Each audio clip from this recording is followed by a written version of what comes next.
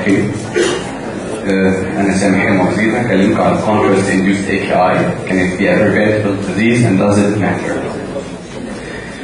طيب هنتكلم كده الأول عن general principles, the definition of impact والincidence، وبعدين هنتكلم أو هنحاول نapproach contrast induced AKI from another point of view المرة دي، وهنتكلم عن novel approach اللي نزل السنة دي. طيب the definition is an increase in serum creatinine generally occurring within 24 hours and peaking up to 5 days after and returning to baseline within 3 weeks. The European Society of Urogenital Radiology defines contrast-induced AKI as an increase in serum creatinine 25% more than the baseline, or 0.5 to 1 milligram per deciliter after 48 to 72 hours. The second International Consensus Conference of the Acute Dialysis Quality Initiative defines renal failure in terms of GFR and urinary output.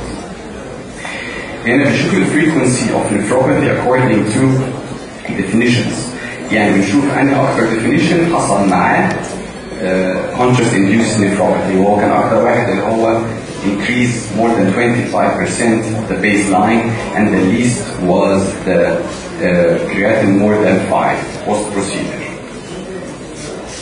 The incidence, the contrast-induced nephropathy has decreased over the past decade from 15% to only 70% than national, thought to be due to greater awareness, better risk prevention measures, and improved iodinated contrast media.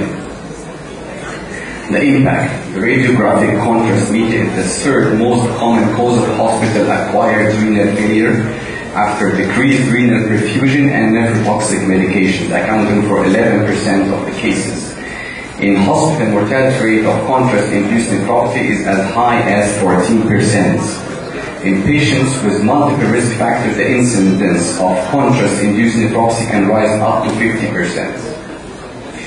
Pathophysiology سريعا كده عشان ما نخشش في تفاصيله السخيفة.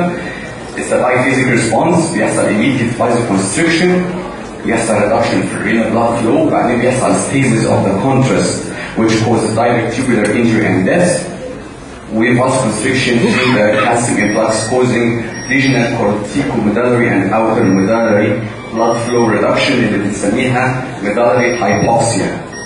والinterference لو الكونتراست كانت أكثر من 150 مللي، والأدرينالين بتعمل prolonged vasoconstriction، والانجيوتنسين 2 release causing severe vasoconstriction.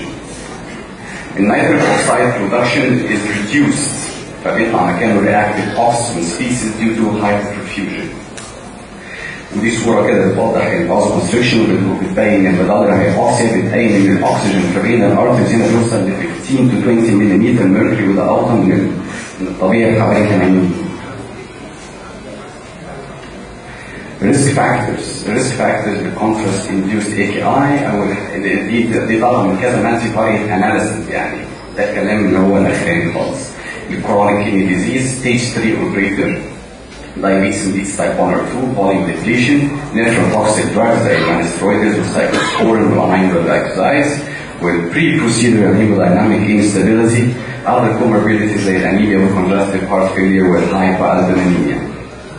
Other risk factors including age, with gender, with race, with intra-arterial administration, with osmolality of the contrast volume, with the effect of risk factors additive. If a patient has 4 or 5 risk factors of CIN is 50%.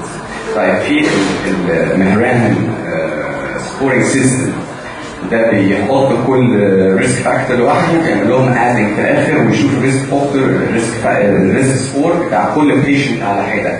يعني الهايبوتنشن بتاخد 5 بوينتس، الانترا اورتيك بالون بامب بتاخد 5 بوينتس، كونجستيف هارت فيلير 5 بوينتس، لو سنه اكتر من 75 سنه ياخد 4 بوينتس، الانيميا 3 بوينتس، والدايابيتس 3 بوينتس. الكونتراست ماتيريال على كل 100 سم بياخد 1 بوينت، والسيرم كرياتين لو اكتر من 1.5 بياخد 4 بوينتس، اور اكوردنج تو جي اف ار، كل ما جي اف ار ينزل كل ما البوينت بتاعته تكتر. الريسك سكورنج لو اقل من 5 بوينتس يبقى 0.4%، نسبه مش كبيره خالص. يوصل لغايه لو اكتر من 16 يوصل نسبه الريسك to 12.16%. طيب does CIAI matter؟ ده السؤال المهم دلوقتي. طيب في some authors كده عملوا studies يشوفوا الشورت تيرم mortality associated مع contrast induced AKI. contrast induced AKI اكتشفوا ان هي ليها short term mortality as an average في كل الستاديز دي around 3%. كويس؟ لما جم عملوا برضه السيم الاوثرز دول عملوا يشوفوا الاسوشيشن بتاعت contrast induced AKI مع long term mortality لقى برضه ان it's around 2.2% as an average of all these studies. طيب association of contrast induced AKI with acceleration in chronic kidney disease. جولدنبرج لقى ان بعد 24 شهر لقى ان الجي اف ار نزل بنسبه 20 ملم compared with 20 milligram per deciliter compared with البلاسيبو كان -6 بس.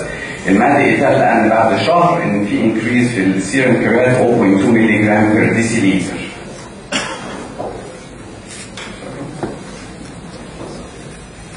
طيب نرجع للسؤال الثاني. Does contrast induce AKI matter? These studies collectively suggest it does really matter.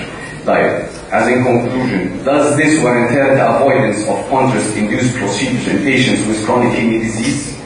Or is this resulting in decreased use of contrast-enhanced procedures in patients with chronic kidney disease? يعني النتائج اللي احنا شفناها دي خلت ان احنا ما نستخدمش contrast enhanced procedures زي الاول. طيب نشوف شيرتو ايتال قال ايه. عمل استادي على 55,000 patient with acute myocardial infarction. 15,000 منهم كانوا with chronic kidney disease. اكتشف ان around 40% من الناس اللي عملوا انجيو المورتاليتي قلت عنهم.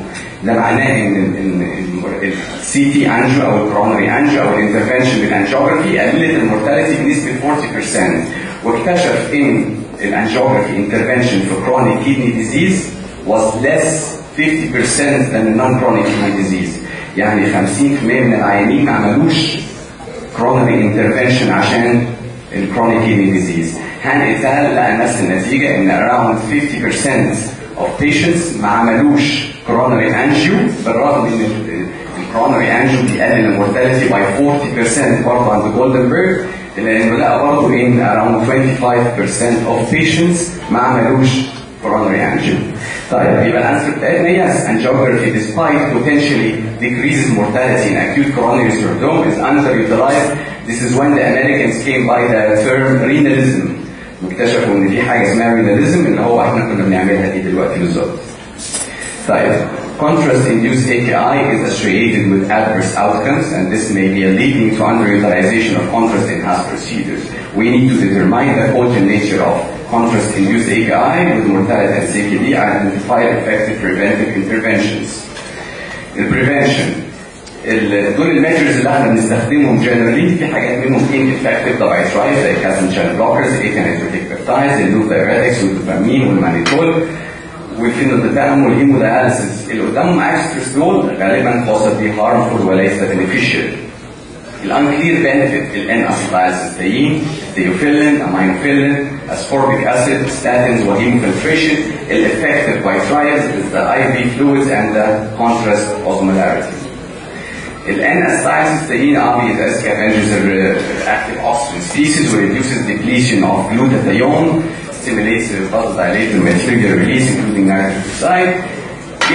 أستاذ كالي إيتال analyzed 26 trials حوالي 4,000 patients وحطوهم في الجدول ده. دول البوزيتيف against the negative studies اللي اتعملوا against ال N-acetylcysteine 26 trials.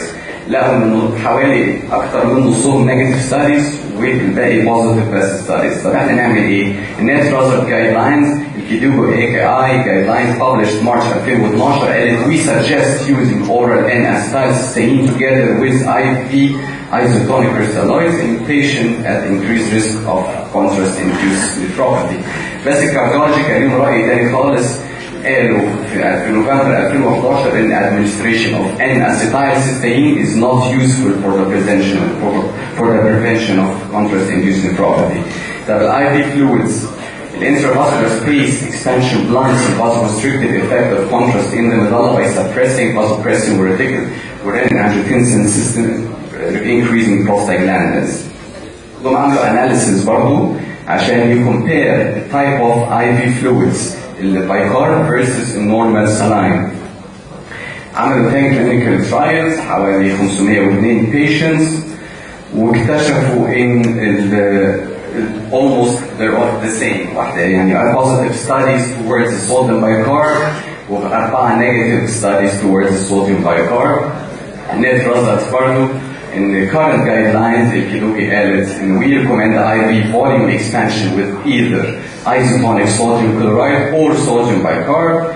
بس the European Society of Intensive Care Medicine قالت we recommend prophylactic volume expansion by isotonic crystalloids. بس the isotonic sodium bicarb is for emergency procedures. التايب اوف كونتراست مش هنتكلم عنه كتير، التايبس بتاعته اللي نزلت. المهم الهاي اوزمولار كونتراست ميديا is up to 8 times the plasma osmolarity. This osmolarity can be reduced by less iodine in the molecule or using non-ionic agents عشان نخليها low osmolarity contrast medium. كويس. الايزو اوزمولار اللي هي بتبقى حوالي 290 ملي اوزمولار. 31 studies evaluated the high osmolar contrast media versus the lower osmolar contrast media وطبعا النتيجه كانت في صالح اللو osmolar contrast media على عكس اللي حصل لما جم يقارنوا اللو osmolar contrast media بينهم وبين بعض ما لقوش اي فرق بينهم. كويس. The contrast volume is independent predictor for contrast-induced nephropathy. Also, not all studies have shown that. The worse that the chronic kidney disease is, the lower amount of contrast can cause the contrast-induced nephropathy. The contrast-induced nephropathy consensus panel بتقول إن أكثر من 100 milliliter of contrast is associated with higher incidence of CIN, but there is no threshold amount. The intra-arterial administration is associated with a higher rate of CIN, and low osmolar contrast media is more beneficial. The statins has a pleiotropic effect which act on antioxidative, anti-inflammatory properties. عملوا 6 trials عليهم والmost RCTs اللي اتعملت failed show benefit بس اكتشفوا ان chronic statin therapy may be more beneficial than only around the time of contrast media administration. بس the dose or type of statin has not been stated. في شوية mechanical interventions. The rapid removal of contrast media from the circulation would limit glomerular damage, would decrease the risk. A conventional hemodialysis showed no benefit in 5 studies. Marinzi compared continuous hemofiltration initiated 4 to 8 hours before coronary angiography and continuing 18 to 24 hours after.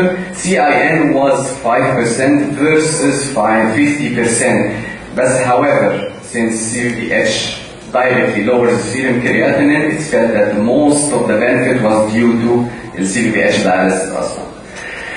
طيب.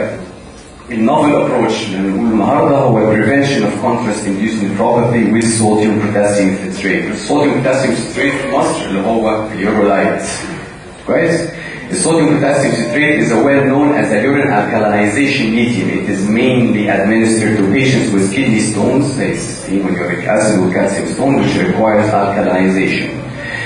مربوطة اتقال في سبتمبر 2013 ده taking into account that alkalinization of urine may be a strategy to prevent CIN, the hypothesis that alkalinization of urine using sodium potassium citrate reduces the frequency of contrast nephropathy was tested.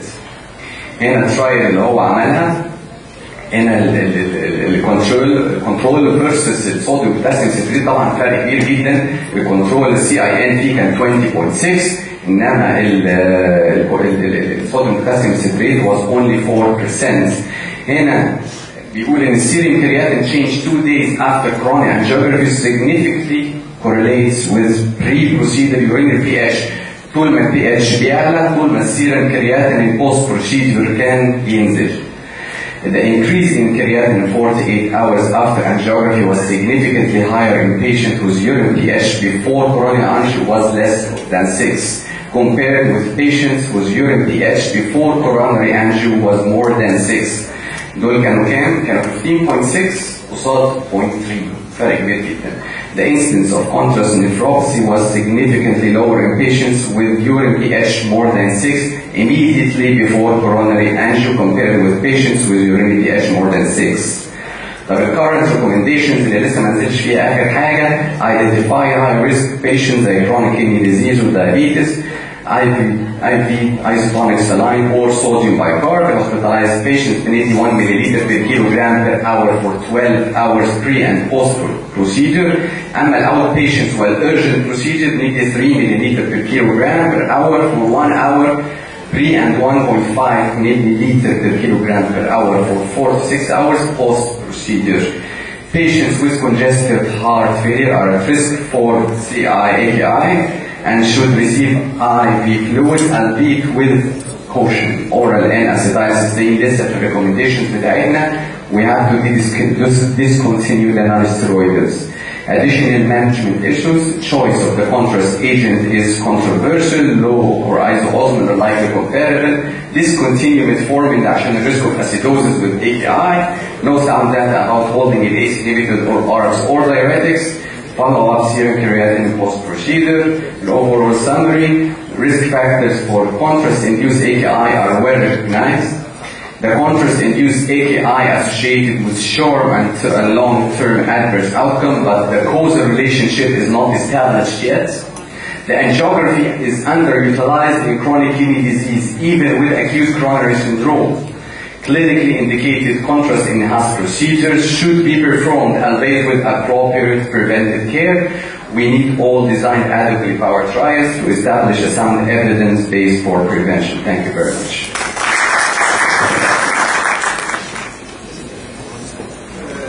ممكن ناخد 3 or 4 questions السريعين كده لكل speakers اللي بيحب يسأل.